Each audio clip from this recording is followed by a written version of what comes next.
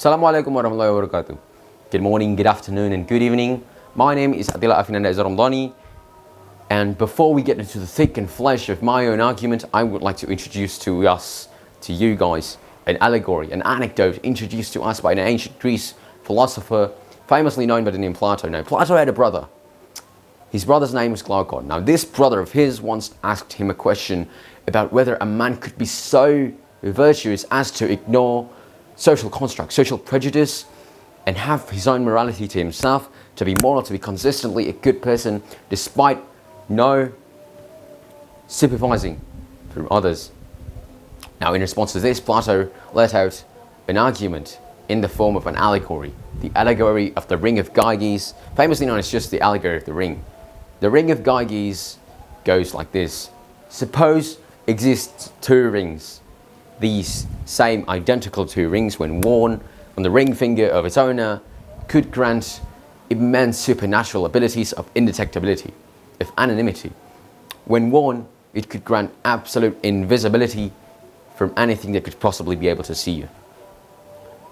Now, suppose there were two men as candidates who were to wear these two rings. One of them was a virtuous, promising man with a kind track record, loved by society, and the second one is a criminal, a notorious criminal known for his mischief.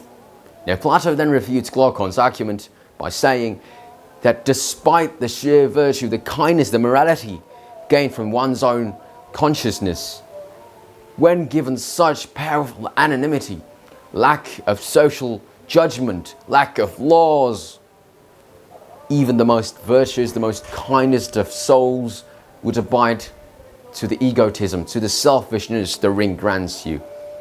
The virtuous man then goes on to be the criminal. He steals, he robs, he kills, he experiences things that he shouldn't be experiencing by law. This allegory introduces to us a concept that morality may not be from inside of us. Morality may just be, a social construct made to avoid judgment from others. Now, suppose the two rings are the hood of ignorance, the hoods of law, the protection of law.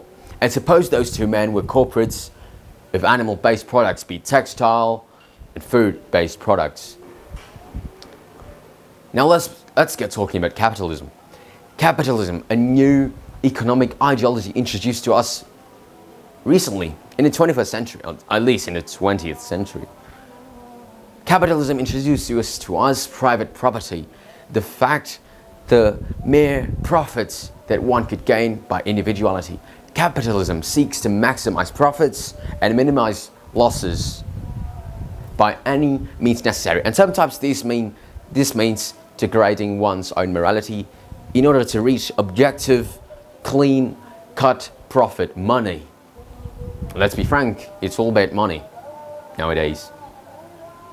Now let's apply this allegory towards the now protested against industry of animal-based products. Now, animal-based products have existed for a while. In fact, it has been the motion, the moving wheel of human economy for years on end, for centuries, millennia. Humans have developed on this type of industry, however, in ethical manners. But now it has devolved into cruelty, simply slavery of animals. We have degraded our own morality for profits, to maximize profits, efficiency. So where have we gone now? Where did it all go wrong?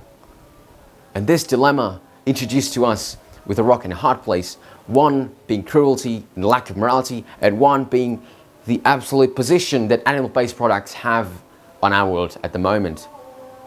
So this dilemma, we get to pick whether is it our morality or is it profits, objective profits, that are more important than our own conscious well-being. I will leave it at that for you to choose. This has been my argument. My name is Atilla Afynanda. This has been my speech, my argument, my debate, my oration, whatever you like to call it. Assalamualaikum warahmatullahi wabarakatuh.